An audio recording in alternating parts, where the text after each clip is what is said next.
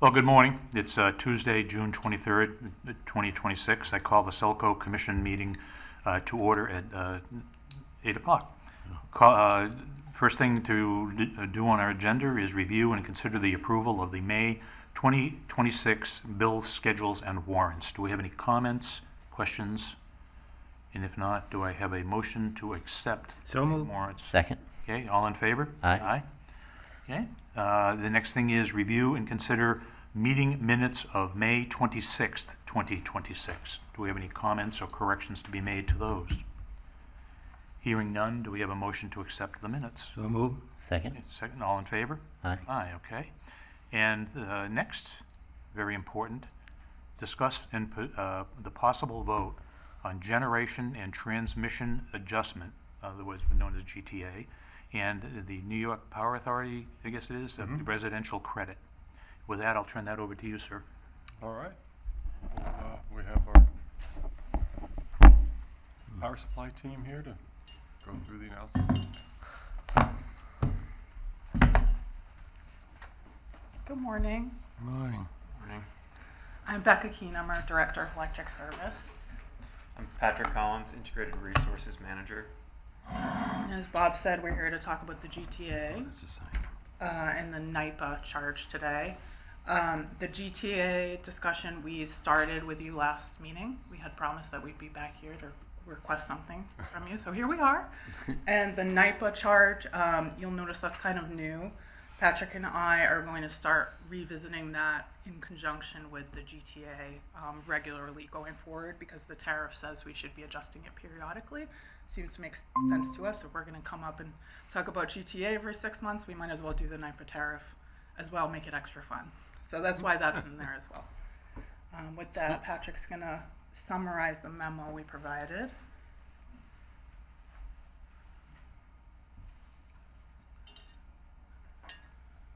All right. So this GTA analysis included an actuals of the latter half of 2025, so June through December 2025, and a 9-month forecast, so January 26 through September 26.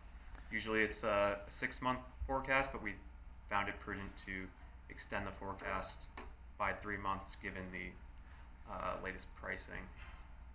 We are recommending a GTA charge of 1.4 cents a kilowatt hour effective July 1st, increasing it from 0.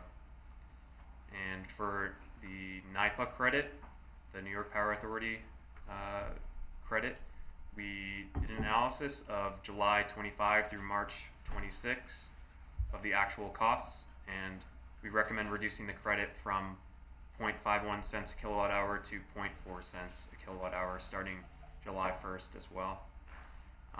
And that was part of the initial contract negotiation between NIPA and Mass Public Power Utilities, that residential customers would receive a credit based on the benefit of the comparison between the inexpensive NIPA power and the typically higher priced ISO New England grid mix. And that shows up as a credit to residential customers.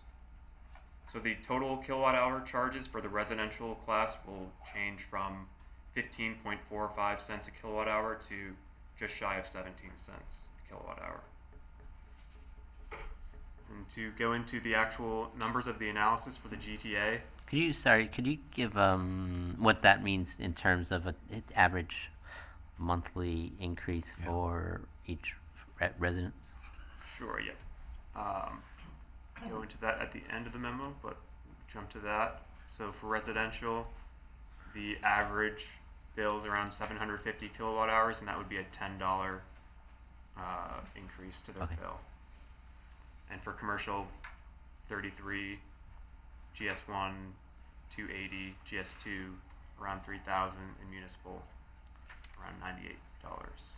Okay, thank you.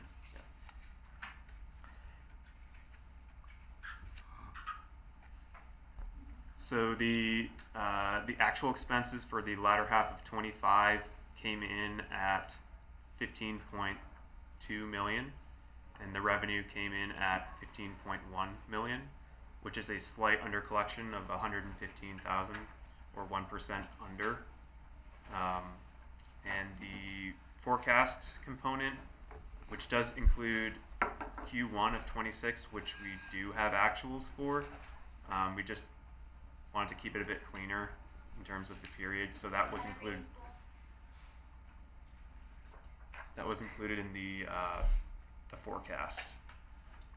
So expenses came in at 26 million, and the revenue is forecast at 24.8 million. So that is around a 1.3 million under collection, or 5% under. So the actuals and the forecast combined lead to a 1.4 million under collection, or 3.5% under. And this is just the calculation for the NIPA credit. It is basically the difference between what we purchased the NIPA power for compared to the market value of that power, based on ISO New England market prices, and then that's divided by the residential kilowatt hour sales for the analysis period. So the savings came in around $500,000 divided by 126,000 kilowatt hour sales for that July through March period. That's how we arrived at the 0.4 cents a kilowatt hour credit.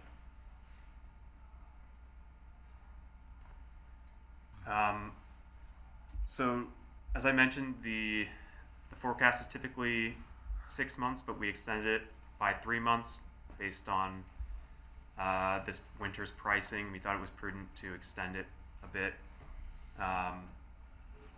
And we did have that May base rate increase of 8%. So that really helped in the latter half of 25. And we had the GTA charge from November through this March. And that did help revenue. So the combined increased revenue from those two rate adjustments was $2.2 million, which was pretty critical in keeping that under collection for the latter half of 25 to something minimal.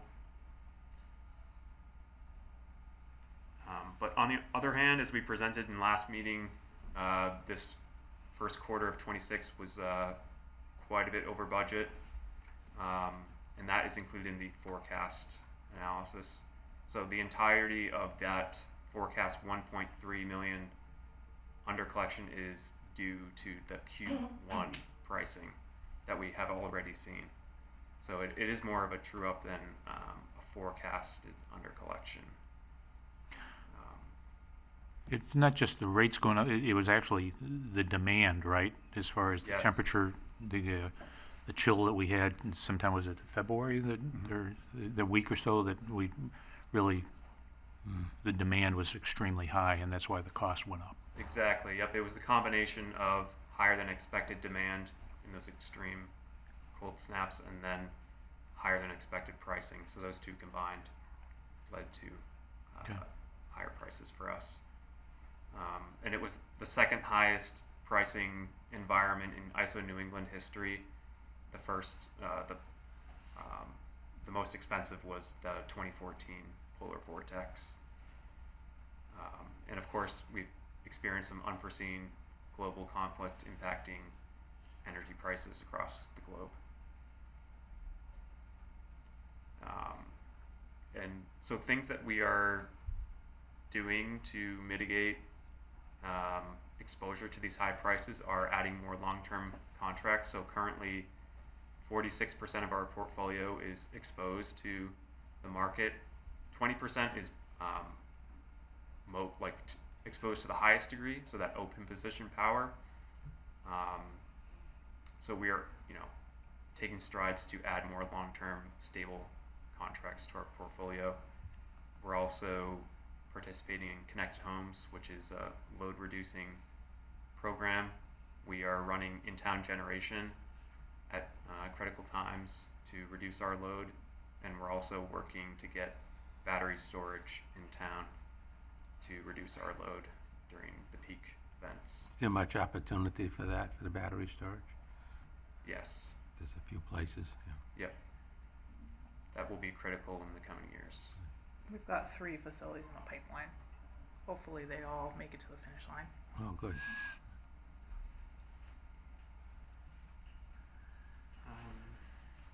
Okay, so to get that 1.4 cents a kilowatt hour charge, we divided the total target recovery of 1.4 million by the forecasted sales of the 4-month period from July to October.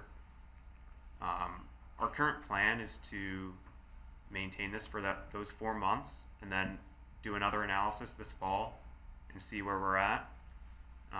We may recommend to keep the charge an additional 2 months until the end of 26 and use that funding. If it pans out that we over-collect, that we would transfer that to the rate stabilization fund to bolster that fund.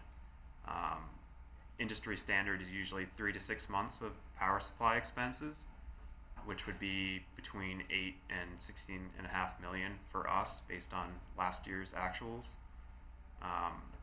That current fund is at 6.4 million, so we are below our target. So we're going to work on bringing that up.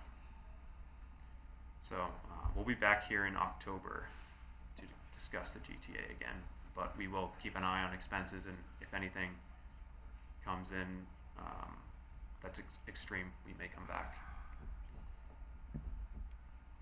And again, this is the bill impacts that we've already gone through, and this is the rate comparison chart.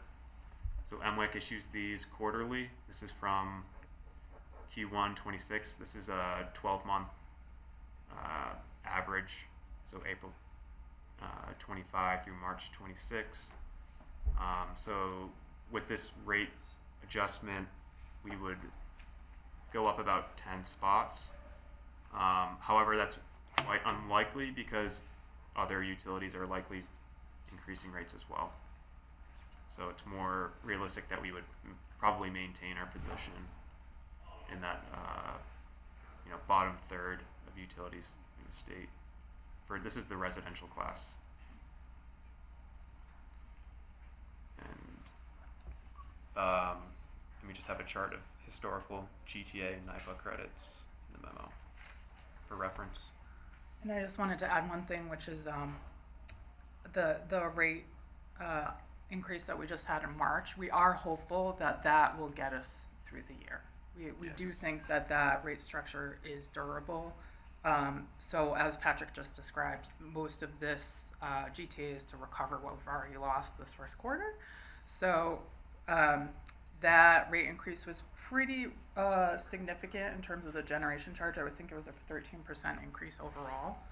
Just that charge that recovers the type of costs we're talking about. So we are, like I said, hopeful that is good, and that this 4 months recollects what we lost, we undercollected this quarter, and then gets us a little more if we need it for rate stab through December. But hopefully this GTA is not a permanent thing, is kind of the message. But with the economy the way it's been, I feel like we've been saying that for years. Hopefully things will calm down. I'm just using the word hopeful because that's what we are right now. Do you, when would this take effect? July. 1st. July Yep. 1st? Which would be billed in August. Correct. So how do we send notice of that? We do our normal routine of marketing. We do, Olivia, might be better for you to chime in, but bill message, newsletter, correct? Website. Newsletter, website. I think we might put out, like, on the website, we put out A little like a little article, pop like an up, article yeah. on the bottom Yeah. of our page to, that will explain what the adjustment's for, so that customers understand. But at June 25th, there's no statutory requirement that you give notice ahead? Not with the GTA. Okay. GTA is technically a charge and not a rate. Okay. Yeah, so we get around that a little bit Yeah. with it being a single line item within the Okay. rate. And also, right now, we still, to Bob's point, the bills won't come out until August. So we do have a little bit of time until the bills actually hit mailboxes. Okay. Yeah. And can you elaborate more on the stabilization fund? I've not actually heard that we're kind of below industry standards. Are those new industry standards, or kind of do you know the history of how we dropped so far below? Or Question. Any- We've been any- talking any- about this quite any a bit. thoughts? It's not a new standard. It's been, as long as I've been in the industry, that 3 to 6 months has been the recommended target. But what has changed is the average cost, right? So when I first started, $1 million to $3 million in rate stop, that got you 3 to 6 months. We're just nowhere near that anymore. So I see. this 6 million that we have in there, at one point, that would have been a very healthy balance. Yeah, I mean, been around for a while, so I've only heard that in a way. Yep. So that's interesting. Okay. Yeah, it really is. These last few years with the increase, it's just, off the charts. That's pretty much what happened. Yeah, that's really interesting. Yeah. Have you guys heard that before? Yes. Yeah, yeah, another question that came up yesterday, there was a very nice presentation down at Ski Ward for How'd you go down there? Yeah. the local area political folks and also just general people, users. One of the questions that came up from one of the attendees was, does our GTA basically get changed with the National Grid's multi-million-dollar effort to upgrade their right. power lines Oh, yeah. that don't go through our town, but they're doing it? Do we get any reflection of that back because of, if we buy power from them or whomever, does any of that trickle down to us? I had some more nuanced thoughts than were replied. I do think that, so if we're not connected to that line, we don't have a direct cost, right? But maybe this is getting too complicated, but if the IOUs are funding that and then they claim that that's part of PTF, the pooled transmission facility, we are going to see that in our transmission rates. Like, that eventually is going to hit us. But as of, the literal answer that they gave yesterday is that project doesn't have much to do with us, so we shouldn't be footing the bill for it. But I do think in the broad scheme of things, yes. Yeah, they'll put a peanut butter spread on the Exactly. charges, and we'll all get a piece of it. Right. Yep. Yes, that's my thought. I don't know. Like Like, mass we'd have to save. do. Yeah. Exa- Right. It's a similar analogy, exactly. And that's one you'll see. I don't know, actually, Patrick, you might know, but I believe transmission is our single biggest line charge in the budget right now, or has energy Generation. eclipsed? Okay, Yeah. energy has eclipsed it, but it is a huge single line charge for us, $7 million. Yep. So that rate regionally has also exponentially increased along with energy due to issues like that, I think. But this shortfall of 1.3 million, how does that affect our cash flow? Are we all right there? I don't know, is Jim here? Yeah, he's not here. If Jim's not here, I think that. cash flow is going to be fine. Yeah, there we go. Yeah, he's Ignorance is that's bliss. good. And maybe he's not here. Jim's left the building. Yeah. Yeah, he says it's fine. Oh, you know what? No, I do know. Actually, he did send us the Q1 preliminary financials, which he's going to send you. We do have, I believe, Chris, a negative return for cash flow, don't we? For this quarter. I think the quarter, yes. Yes, but like we said, we do have that March increase coming in, and that increased revenue is not reflected in the Q1 financials when he comes to show it to you. I do believe, don't quote me, he'll tell you more. Maybe that's scheduled for next month. But Nothing next month. oh yes, oh yes. We get a break. We're already in We work July. so hard. Yeah, okay, fall then. Yeah. Since we got no raise, right? Yeah, it's the lack of pay raise, so we went on strike for the summer. We have to unionize our commission. Yeah.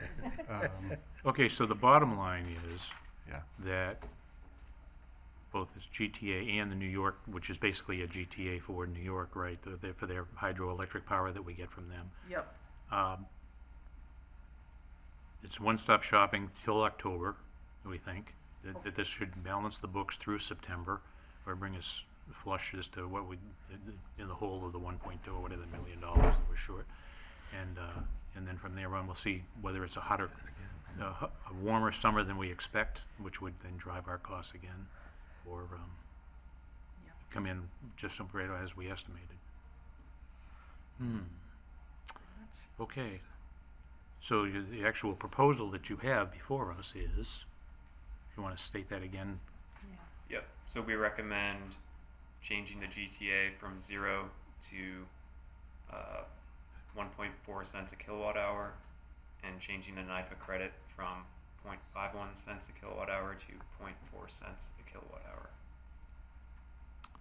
Okay, do we have a motion to accept that Yeah, proposal? So moved. Second? Okay, all in favor? Aye. Aye. Okay. Thank you. That's very thorough, very informative. Yeah. Appreciate it. Gotta do what you gotta do. Yep, unfortunately. I think we're gonna stay up here for the next, yeah. I don't want to. Okay, well, with that, we'll go to the next issue on the agenda, is the projected facilities modernization project electric rate impact scenario. Wow. Long title to say, we're not gonna build our building. Yeah. Spoiler alert. I'm sorry, for the viewing public. Let's go on with this. Well, now they're just gonna turn off. Yeah. Oh, okay, we saw it going on. So, yes, if I'll take that one. So unfortunately, I think on the, it dovetails with the agenda item we just heard about. We put together a memo to analyze the building cost with respect to rate impact. And so if I could take a step back up to this point, we have completed a feasibility analysis. We are now at 100% schematic design completion. And that's really, as I've learned, the second of 4 phases. And so now is that time where we had cost estimates come in 2 weeks ago that are based on the 100% SD design elements, which is kind of a good benchmark, because after this point you go into the actual meat and potatoes of design phase, and then construction document phase, as well as potentially bringing on a construction manager. And as a quick recap, the procurement model we had intended to use was a construction manager at risk, which in essence brings on a construction manager that sets a not to exceed price. So these cost estimates become very important because you have a contractor who's now on the hook for not exceeding whatever cost was projected for the budget. And so we used the 100% SD cost estimates, which are attached to the document. We didn't include the whole multi-page analysis, but you'll see the summary page on the latter half of this summary memo. There's an approach to the cost estimating where we have our own project manager who has their own cost estimator on staff, and then we have our architect who also has a cost estimator, and they independently go take the design elements, come up with a cost, and then everyone shows their cards and we see how far off we are. And so you can see there's a number of line items in that summary. And so in this particular case, some of the line items were off a bit, but in large part, the overall total cost of the project is pretty similar. There is a subsequent correspondence which came to me after printing of these materials, which further reconciled that. And so, in summary, we're basically in agreement with the 2 cost estimators that this is the anticipated cost of the project. So, with that, we felt like that was a pretty good point to use in terms of estimating what would a potential rate impact be for this building project. And so we used that, and the folks here that also did our GTA analysis took those cost figures and put together this analysis for what the building itself, as well as some of these other infrastructure projects, which I'll talk about in a second, would do to rates. And so that's where you'll see in these scenarios. And then one other quick talking point, and why we're bringing this to you now is this is a good point to make a decision like this, because as the next phases would ramp up, that's when you'd start to incur a lot more cost. Bringing a construction manager on, getting into the details of design. So we'd be looking at considering those the potential borrowing that we would need in order to accomplish that work. So up until this point, the analysis has been largely captured by our existing budget. And so we took the GTA environment that we just heard about and coupled that with, okay, well, what other rate pressures would our customers see with respect to our normal operating projects? And so we wanted to make sure we had a balance there. And so for more context, as you'll see, I thought this was an interesting chart. You can see our rate adjustments going back to February of 2023. Again, not to beat the dead horse, but again, this has been quite, I would say, a record-setting series of years here in terms of cost increases with power supply, and you can see our rate adjustments. To emphasize the point that Patrick had made with respect to our position on those comparison charts. It is a snippet of time, so you could see that, every year we've done these rate adjustments. It'll show that maybe we jump up 10 spots, but everyone is subject to these costs. And so if you look at the chart where we are today, we're still in that bottom third. And so even with these rate adjustments that we've been doing since 2023, we've maintained our position as a very competitive, cost-conscious utility. And also, like many utilities around the country, we're just showing, we've ramped up our capital expenditures in the system, as the system continues to age, as electrification takes hold. No one really forecasted the potential for data centers. Not saying we've had any proposed here, but we always like to be prepared and have up-to-date infrastructure. So you can see just our routine capital expenditures for infrastructure have ramped up in recent years as well. So we don't see that slowing down either. And so all of this is data to point to the fact that there's increasing cost pressures and rate pressures that go along with it. So skipping down to the punchline, the scenario 1 baseline, we wanted to show, okay, if we weren't building a building or talking about infrastructure projects, which I should mention you'll see in here, and I'll talk about it more at the next scenario. The major, we've done fiber, AMI, we're talking about a building, and the other big looming infrastructure project we have is our aging 69 kV subtransmission circuits. The current one is dating back to 1972. So that's reached basically end of life, and while we have a very strong maintenance program, we want to get out ahead of any reliability issues an aging subtransmission circuit could have. So that's the other one that we fed into this model. So baseline is we don't do any of it.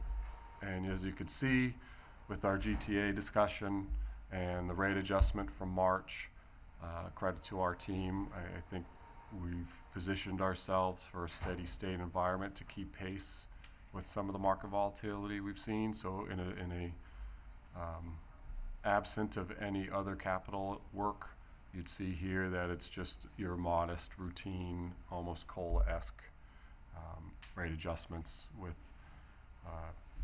no further increases in 2026, 27, you'd see a 2%, and in 2028, you'd see 3%. So that's our baseline scenario that we'd see for likely rate adjustments requested for the coming years.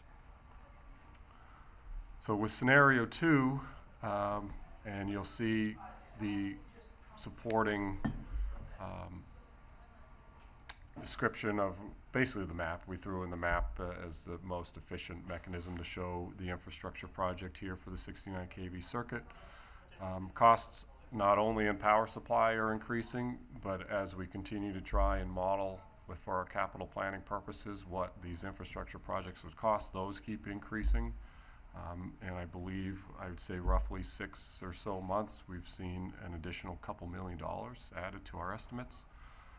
So what we did for our modeling here is we are anticipating a $20 million total 69 kV project cost, split between a $10 million bond and a subsequent $10 million bond in 2030.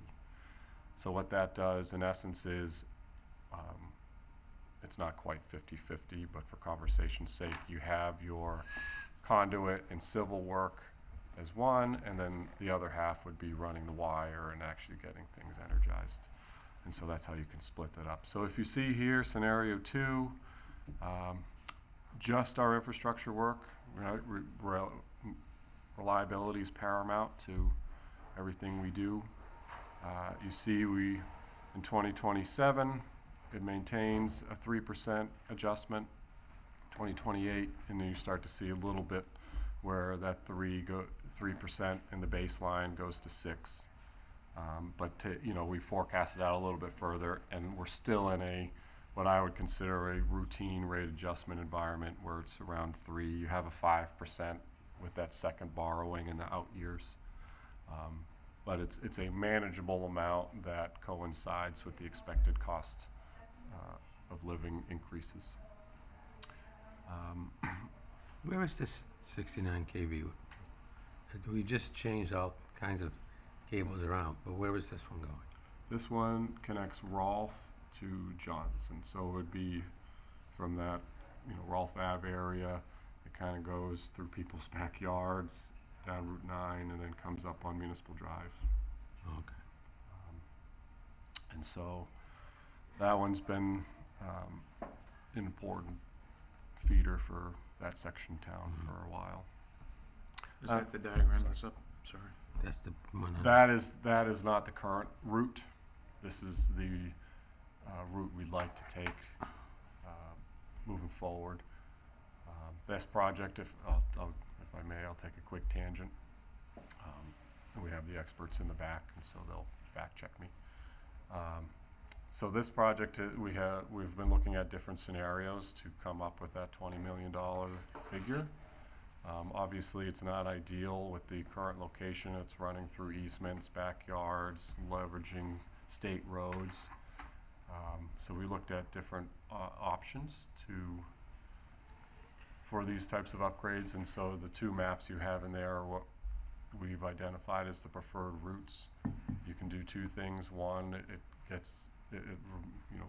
reduces disruption to people's private properties. It reduces the amount that we're on state roads and subject to their challenging permitting environment. And 3, it also positions the town for the future for future undergrounding efforts. So you get almost a 2 birds with 1 stone type of scenario where you can run a duct bank this way for your 69 kV lines, but since your primary cost driver for undergrounding is excavation, you're actually taking a route that will position you for more resilience projects in the future. So that's where that 20 million comes in, and this is where I'll pause and say, on top of all of this is this GTA scenario. And so that was one of the things that has given me pause, is you have these rate adjustments, which I would consider base rate, but then looming in the background is this power supply environment that we just talked about, where say we do an infrastructure project and in 2027 it's a 3% rate adjustment and power costs continue the way they are, there could be a 9% sandwich right on top of that. And so we're asking residents to shoulder an additional 12% rate adjustment in addition to all the other costs increases they're seeing with prices at the pump and heating bills and things like that. And so we're trying to be sensitive to how we don't just compound the issue for folks. And so that's where we get to building scenario 3, new building and infrastructure.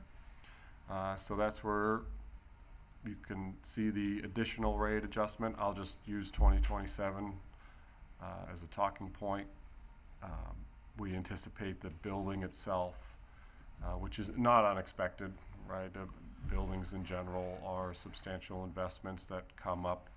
In our case, you know, it's been 80 or so years, so they're infrequent. And as you can see here, our projection for general rate impact would be 6%. And so 6% in a normal operating environment is, at least by my training, is appropriate and within the level of reasonableness for a type of project and rate impact. And so as you can see here, we projected that out as well. And you can see it does increase rates in the short term, and then has a smaller effect in the long term because, again, one thing that I hadn't thought about is this project is moving along quite quickly. I believe we included the project timeline as well.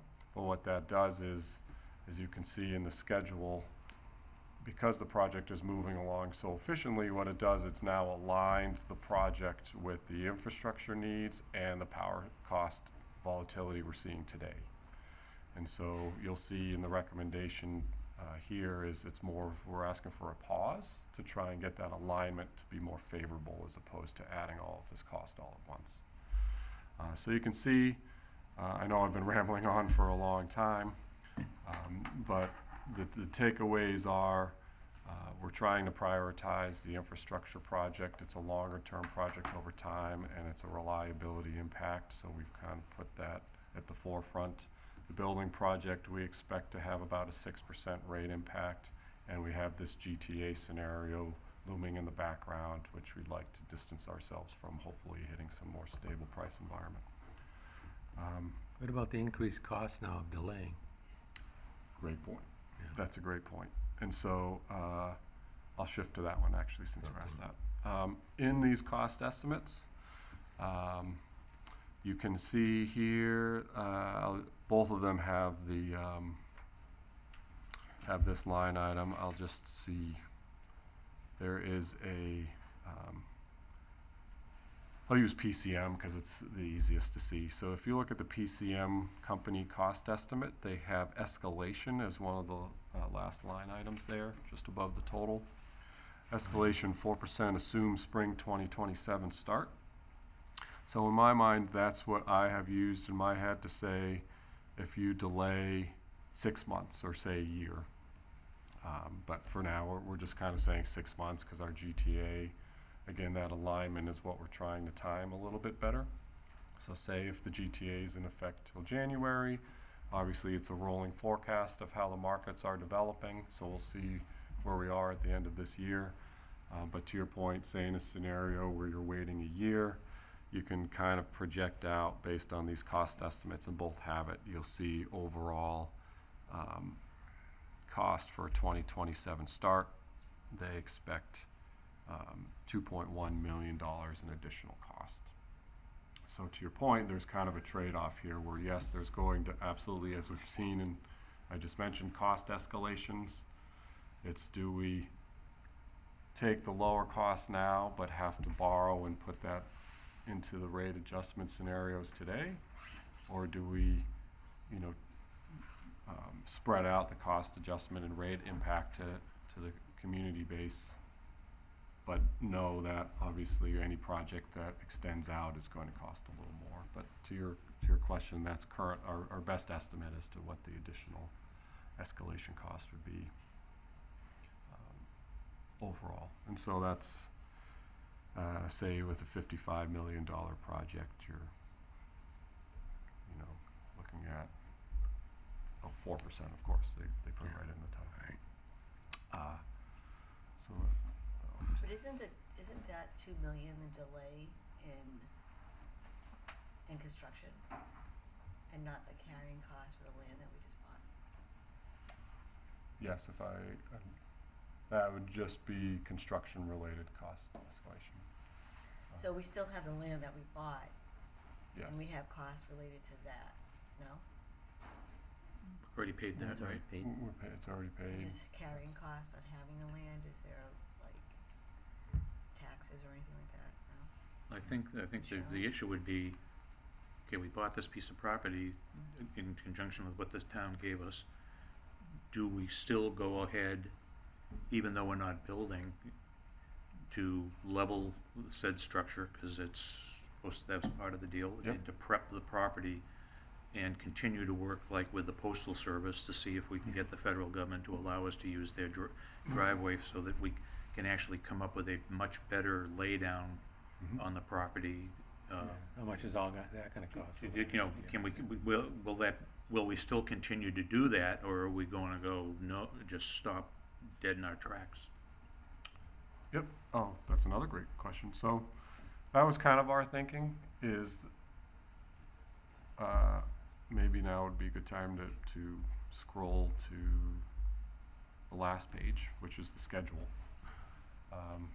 We can do all of that, right? So my concern, and again, this isn't, it's a reluctant concern, right? We're just trying to be sensitive to the rate impacts that we have overall for folks. We would like to move forward with the building. And so there are different options that you highlighted, I believe all of them. We would proceed with some of the site prep with that parcel with the building. It's already underway in terms of leveling the land. We wouldn't want a vacant building on a piece of property that folks could break into and whatnot. So that is a relatively small cost, so I wasn't necessarily including that where, you know, we're well within our budgetary constraints. We can remediate the building. We have our project manager on retainer. There are time and materials expense, so they can absolutely help us with the driveway effort on an ongoing basis.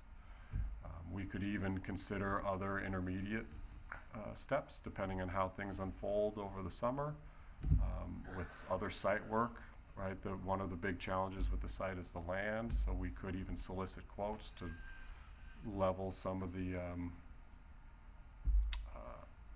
terrain variations. Yeah, 'cause it's an old gravel pit, so it's got all sorts of Yeah. ruts and holes and. Exactly. Through 100% SD, we have an idea of what the elevations would be.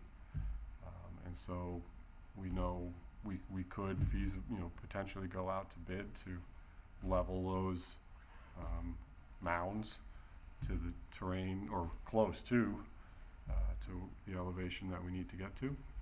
So those options exist, and those, you're talking, as you get to site work, obviously that would be more expensive, but to remove the building, you're talking $40,000 or $50,000, which is in the confines of the budget. Some administrative work to keep in contact with the Postal Service is probably in that same level of expenditure. All of those are part of our working budget. It'd be more of those big expenditures. If we were to proceed with a garage or the warehouse, pre-engineered metal buildings and things like that, you could chunk the project in half. Now I'm kind of just throwing ideas out there, but you have the administrative data center building itself, as you see in the cost estimates. Everything is broken out there. That's a $30 million expenditure. You could go with the pre-engineered metal buildings, which gets us a warehouse and a garage. And the site work, which gives it electrical and security cameras and fencing, we could go that route. But my thinking is looking at the timing of the GTA and the timing of the borrowing for the building. If we intentionally introduce a 6 months project delay, it might time those rate adjustments a little bit better. So.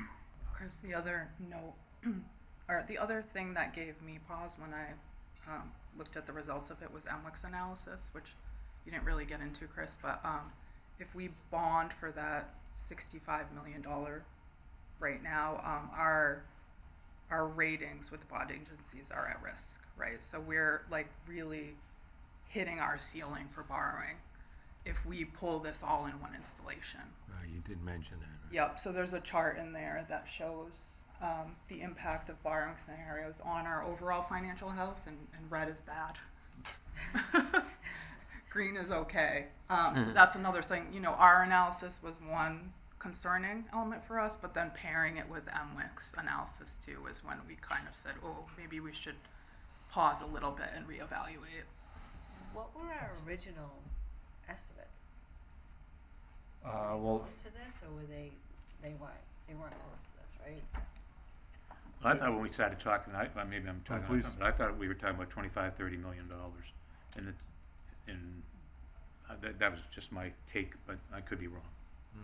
my initial, going into the project initially, I was using the police station project as a benchmark. We have a similar employee count.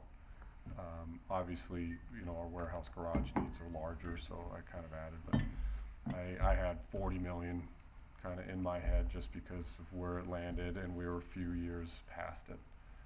And that was, I was looking back in the files, that was 2023 when we started thinking about, you know, we've been well, just to go back, if I may step back further, we've been looking at different building options for a while, and I guess just to summarize those, it goes back to 2022, where we looked at different options at Municipal Drive with existing land, and you know, how much would a facility improvement plan at that site cost us. That came in at 40 million in 2022, which I fell out of my chair on that one.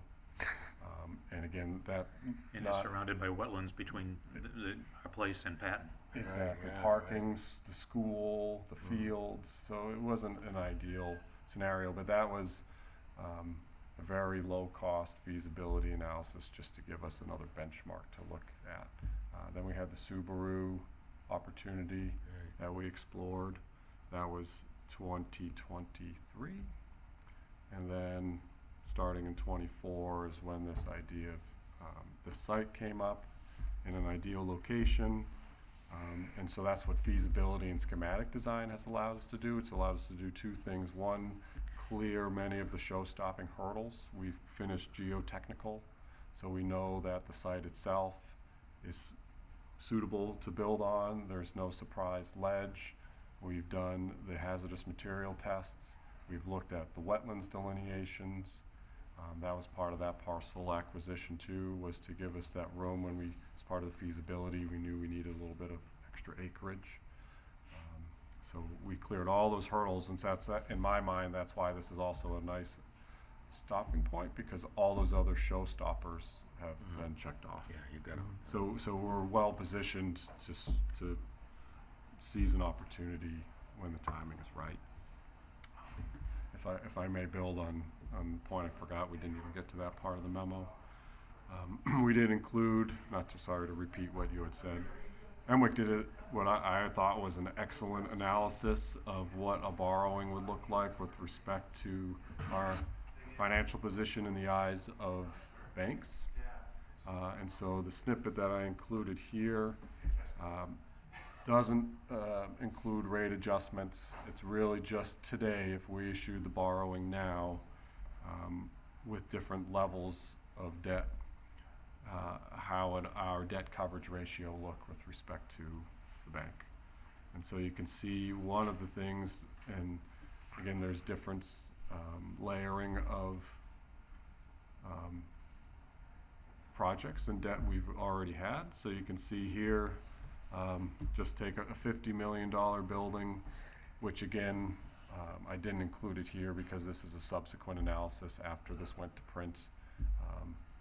You know, we think we could get the project down to about $50 million with some other design element changes. So take a $50 million building and $12 million in infrastructure. That doesn't include the second half. And you can see today with our current debt with solar and Centec, you know, it's not an ideal debt coverage ratio. So with that, basically it doesn't say our financials today are poor. It just says introducing that debt would require a rate adjustment, which we know, in order to get that debt coverage ratio up to snuff. And so that's how my interpretation was. We expected to do a rate adjustment for a building-related expenditure, but now adding that to a GTA environment and adding that to a more expensive infrastructure project than in this projection is just a lot to chew, a lot to bite off at one time. So the idea is, you can see in the analysis there. The other piece, as I look at the analysis, this also, this MWIC financial analysis does not include any contributions from cable. So that's the other one. This was trying to be the most conservative doom and gloom scenario that we could really, that was realistic. And so with the cable contribution, that's far more optimistic, in which we would expect cable to contribute as, you know, we're looking to put a data center in the building and obviously house the employees. So this is a you know, very, very conservative Worst case condition from a borrowing standpoint. And so the idea is, you know, to take for instance the building increase at 6% is a whole lot less than a GTA of 9% that we were just talking about. And so under normal circumstances where we had years of a GTA of 0, that would have slid in there nicely. It's just this timing right now, I think, at least in my recommendation, is to give us a little bit more of a 6-month window to see if we could better time the overall rate impacts that everything's having on folks. But to your point, the risk, the downside of doing so is ultimately going to be a more expensive building in the long run as costs escalate every month.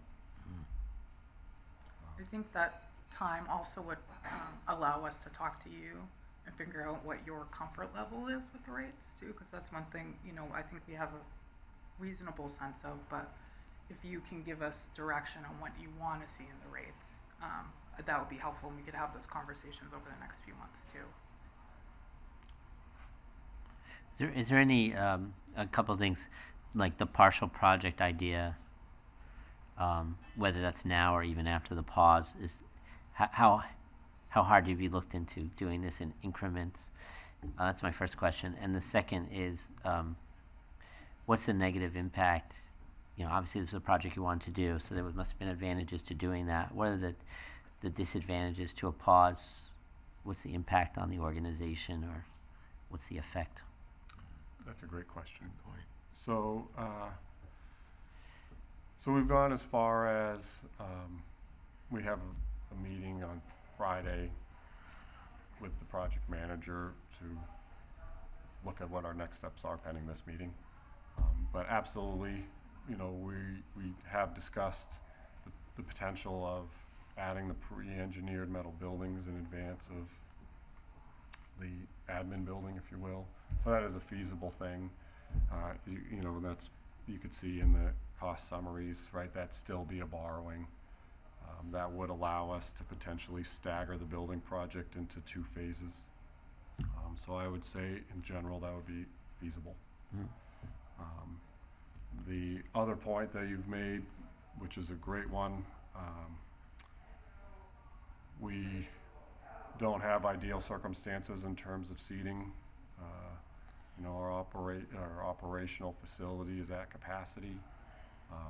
We have a capital plan for cable pulling trucks. We still send out new bucket trucks to be fabricated to remove sheet metal to fit in the garage. All those challenges would remain.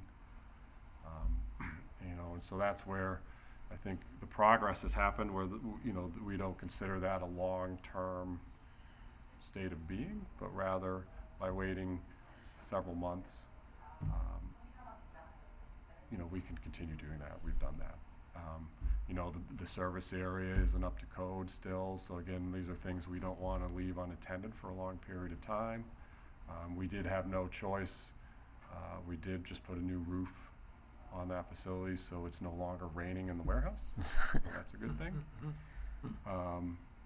So we've made that improvement plan. We couldn't kick that can down the road any longer. So none of those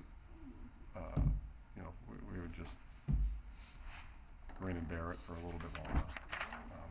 But I think a 6-month timeline, you know, having thought about that, you know, It's not long. It's I not- thought maybe it's it not was gonna that be a long. couple of years or something, but, once we, yeah, that's where I feel like it, you know, at least this just my opinion, when dovetailing with that question, if we were to start looking at years, I think it would be a lot yeah, less probably. palatable. Yeah, right. And so this is more of in lieu, you know, when the building project costs were coming out, you know, we hadn't done this GTA analysis. We didn't know what the extent of the recovery would be. So I just think with the GTA analysis complete, and the building costs are coming out, that maybe waiting 6 months would give us some time You to wait see for it. 6 months, but the other stuff like the roadway and all that, you keep continuing on. Yes. That's fine. Exactly. We can do those other, you know, the building, like I said, we clear the land, work on the driveway,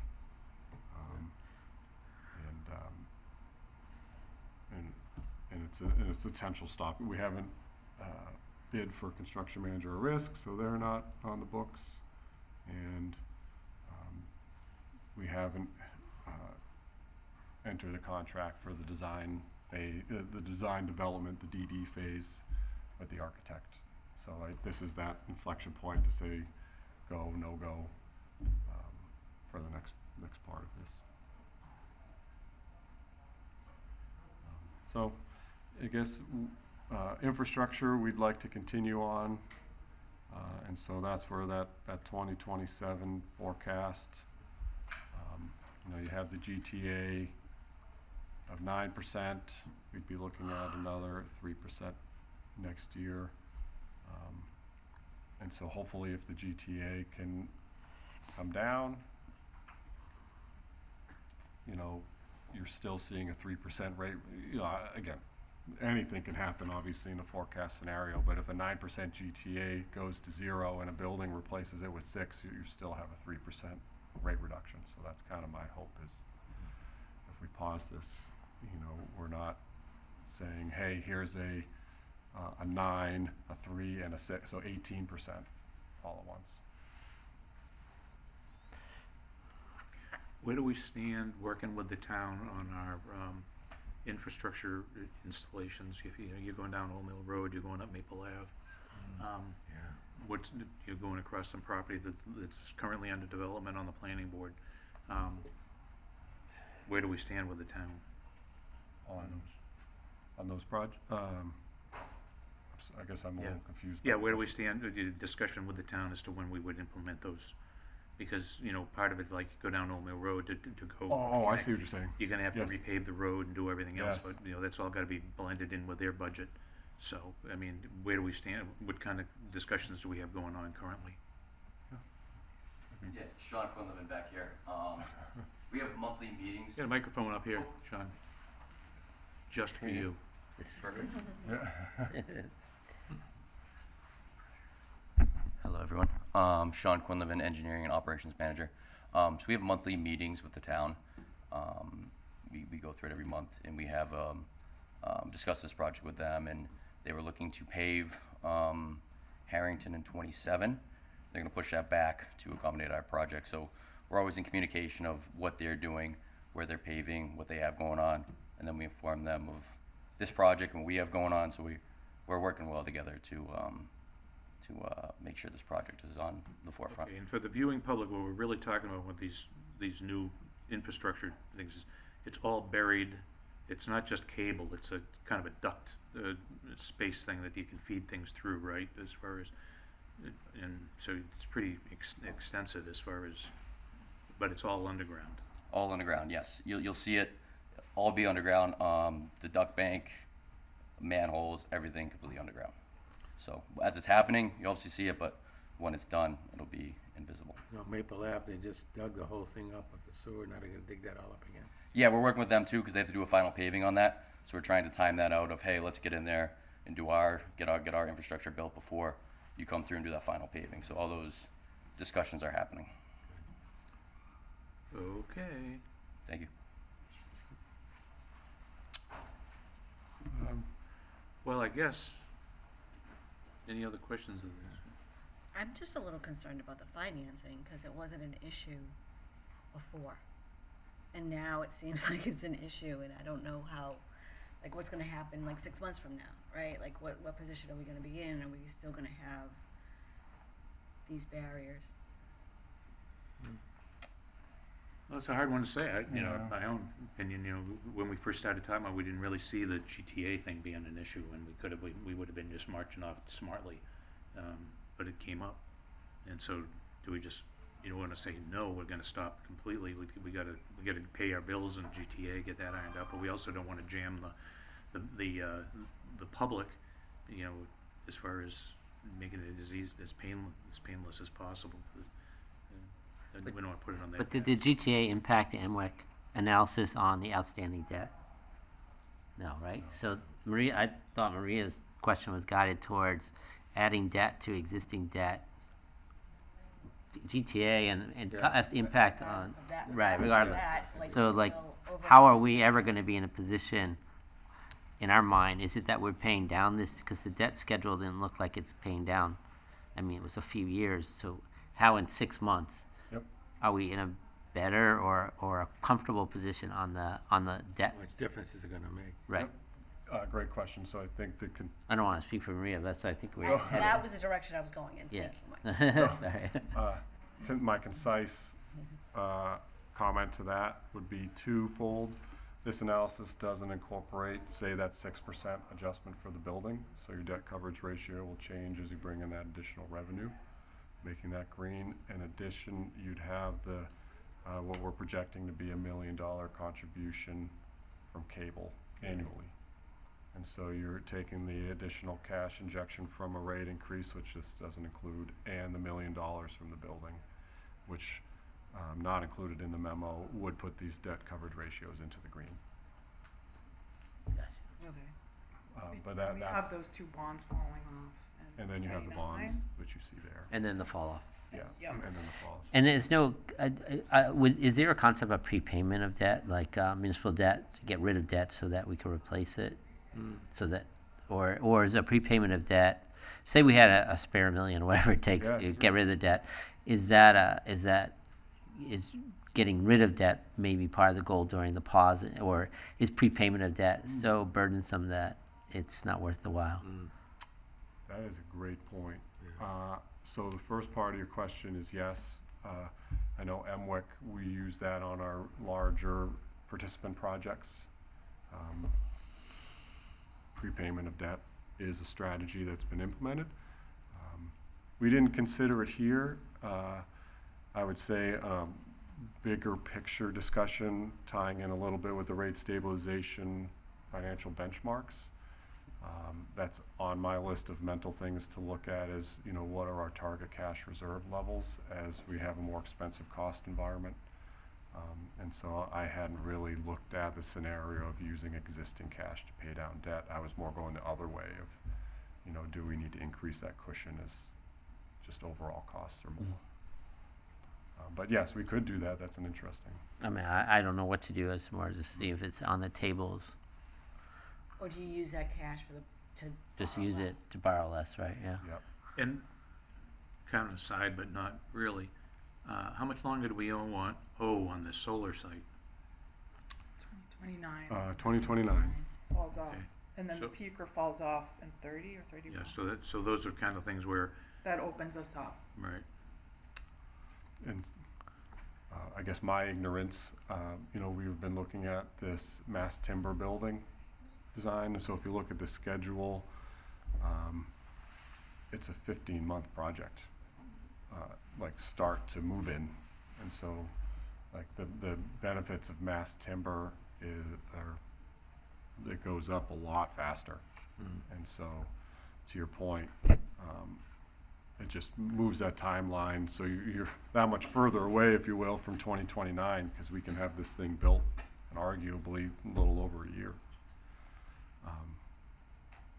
But yes, so I forgot the original no, that's point, all but right. I think overall, the real, I guess, our real efforts to protect the public and to provide a service is one, is we're in the electric supply business, and that's to make sure that, as far as safe, reliable, for the future power demands for the town, which means the infrastructure that we need to go and do is probably a higher priority for the future. That's the top priority. Priority.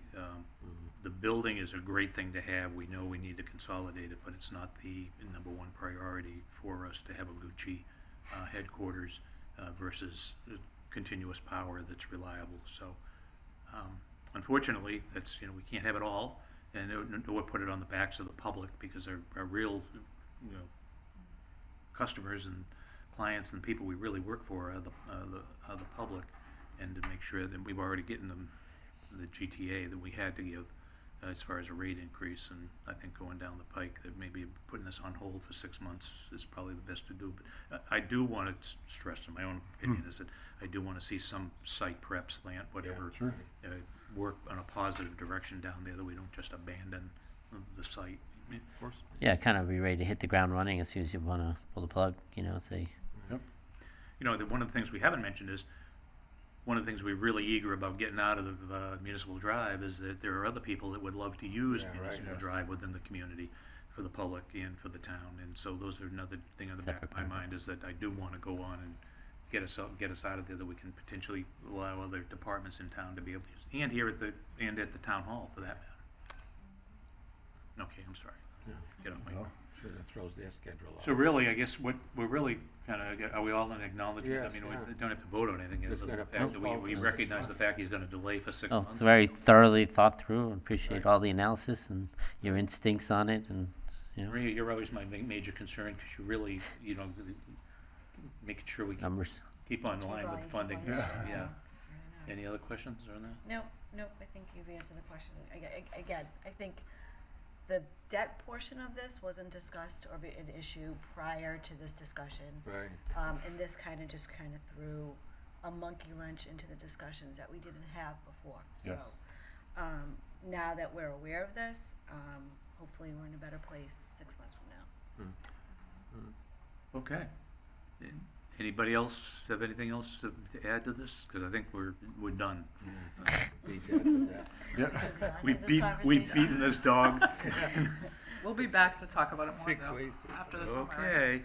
We should have stopped after your brief synopsis. I gave you the synopsis. Hey, Yeah, no, dude. I'm sorry. We're on par. I truly regret that, and I apologize for stealing the thunder. Well, Bob, your favorite agenda item's coming up, so just. Reinvigorate. Highlight. Okay, with that said, we'll go to the next agenda item, which is the ever-popular GM highlights. Oh, Yes, thank you. I know. I'm sure you wanted to hear me. And he's going to tell us we're not building, no, it's just My disgrace them. my monotone voice continues. No, no. Again, trying to stay in the theme of everything. Obviously, we are not super excited to delay a building project, but these legislative bits are also, I think, what feeds into my mindset about trying to take it all in and minimize rate adjustments. So I threw in transmission. We had talked about transmission, and I almost chimed in with the prior question, but there is an article in here I'll highlight with respect to costs and how it's divided up. So I threw these first two in, and again, more of a rhetorical question on my part. So you can see here, there's a transmission line connecting Quebec to New York City, which was completed. And then you look at the next bullet point, which is the most recent transmission line through Maine that also is connecting to Quebec. And so, one of the controversies is the fact that we have this transmission line without firm power. And so if the water's not flowing in Canada, or it's flowing less, I should say, not none, but if it's flowing less, they have first rights to keep it. And so perhaps at that time, that energy is not going to come to us. The other interesting point here is actually energy is now flowing to Canada, which I didn't realize. But more of my thought on this is there's transmission lines connecting to Canada now, serving the biggest metropolitan areas in the Northeast. How is, like, to me, that is a foreshadowing of there's going to be some kind of congestion coming in the future. No, they don't mention this in the article, but this is my own op-ed introduced there, is how is Canada going to support New York City and the Boston metropolitan area? I'm not entirely sure how that's possible. So just food for your own reading pleasure. And then on top of that, just interesting article cited some costs with respect to development of nuclear resources. So you can see here, I think, some of the cost drivers with respect to our power supply and where we're headed. You can see that, I'm just making sure I cite the right numbers here. So in this particular case, right in New York, you can see that for the Microsoft nuclear facility, they were looking at $115 per megawatt hour, and then the next developer coming in is asking $238 per megawatt hour. So you can see that, to me, is a price signal in my mind with respect to where costs are headed. Wind farms, just showing that there's additional energy potential in the future that we could tap into. So that was an interesting article there. Other things we work on, this is chronological, not necessarily by topic. So you can see pole attachments. Some of the other battles we're fighting is FCC's intent to regulate public power pole attachments. We do that ourselves today. We don't really need their input on that one. And then the summer reliability, just as a quick, maybe more optimistic article. The spoiler alert is the studies show that we should be okay in the summer, barring a few outlier scenarios of extreme weather. And then lastly, I just wanted to get to this one because that question came up. National Grid begins massive project to upgrade lines in central Mass. So you can see that's a $474 million project that goes from Sterling north. And so again, interesting data point there. That transmission line dates back to 1909. So they have got their money's worth on that. But the point is, that's not the only one. So tying in with the question earlier, as these transmission projects get underway and aging infrastructure inevitably has to get replaced, those will go into our transmission costs, which again contributes to our power supply cost. And I'm sorry, this was the other article with respect to the ISO New England Market Monitor, and you can see, just back to the GTA topic, wholesale energy costs totaled $15 billion, which is nearly 50% higher than 2024. So again, you know, it just goes to show that these costs are coming out of thin air. These are subject to everyone in the region. All right, so shifting gears, we have just one HR-related note. We have Derek Nemi was promoted to our supervisor of substations and metering. So congratulations to Derek. He's been a long-time employee, talented individual with numerous trade certifications. He's an electrician, he's a plumber, he's going to college for, I forget which degree he's looking to attain, but he's got a lot of experience, and so congrats to Derek for taking the supervisor of substations and metering role, especially as AMI is going to be completed in the coming weeks. He'll be in charge of making that functional in perpetuity, because he'll never retire. We talked about the legislative briefing from yesterday. I thought that was a good event. We have our open house this Thursday, our annual open house. Hopefully you've seen one of Olivia's many marketing blasts out there to let folks know that we'll be having that open house on Thursday. That's always a good event. amongst all these other ones. I think in the interest of time, I can't go through everything. The customer education videos are released. That's a good one. And then we have the APPA National Conference. Is that already next week? Next week, we're doing a presentation there. And this is the first time this national conference has been in Boston in, I think, 40 years, something like that. So, so we'll have a good turnout from the Massachusetts munis, I'm sure.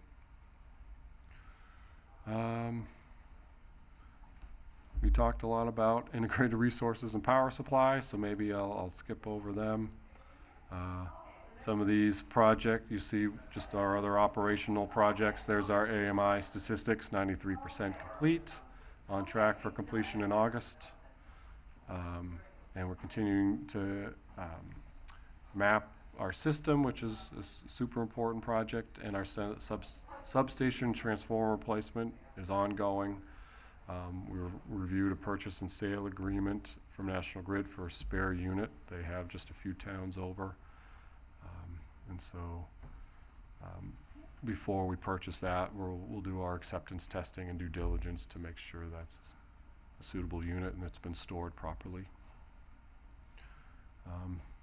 Just some field updates when you see the crews out and about.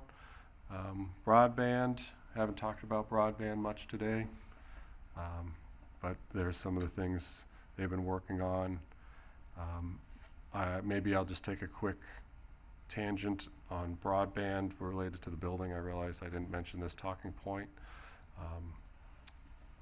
We, in the new building project, was this modernized data center facility. We still have in the capital plan a secondary data center for broadband. That way we're not totally reliant on Parker Road, and I get a text alert on my phone and it says, you know, tornado alert extreme, and then I don't panic that, you know, is this near Parker Road or not?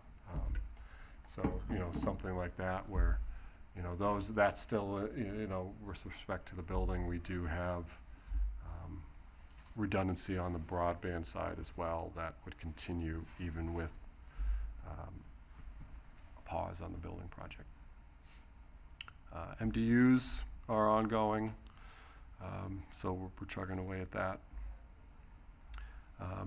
IT, I should spend some time on IT. Very often go under the radar. I do know they are working hard on cybersecurity, and you have a nice write-up there with respect to the efforts you've been working on. That's one of our big initiatives. You know, there's buildings and infrastructure, but underlying all of that is our cyber health. And so we've been gradually implementing best practices. We have our two-factor authentication deployment, which is underway, and many folks already have that. So, so that's, thank you for that. I think those are major strides, and with respect to our security. And then we're using, you know, referring back to the NIST framework for best practices. So, so they're working hard on that. They received the Public Service Award from Shrewsbury PD. That was after the vehicle collision with the building and their response to that. And then there's their general metrics that show they're highly responsive and resolve problems quickly, but you have numbers to back it up, so we put it in the report. Great. So I think that, unless I'm happy to talk about anything else. You didn't talk about the stream update. Oh, stream update, sure. Are we anticipating this to go smoothly? It's not, there's no real. Come on up to the mic, fill us in on what's going on with Stream. No, there would be no real effect to customers at all for the stream update. I guess I'll pop in. When are we anticipating it? It should happen sometime this summer. We just tested everything for the Evo Pro boxes that we have out in the field right now, and it's just an update to the system itself. It doesn't look like it's going to affect anybody at all. Okay. Well, fingers crossed. Yeah, exactly. Okay. Thank you very much for the GM update. We have one correspondence that was provided to us, and that was from Amy and Edward Bolter from 12 Westview Ave, and their comments about that they would prefer to not have electronic or meterless meeting device installed. I think we just take that as noted as far as the board goes. I'd like to see a report back, unless somebody else has some other comments, back as to how we address the issues that are there. There's a number of, I won't comment on the comments on them. I think that some of them need to be resolved and what negotiations are going on with the individual. Sure. But I want to note that we received that transmission. Anybody else have anything on that one? Yeah, the letter was a little disturbing to me on a number of levels, but the concept is can a customer opt out? I don't know the answer to that.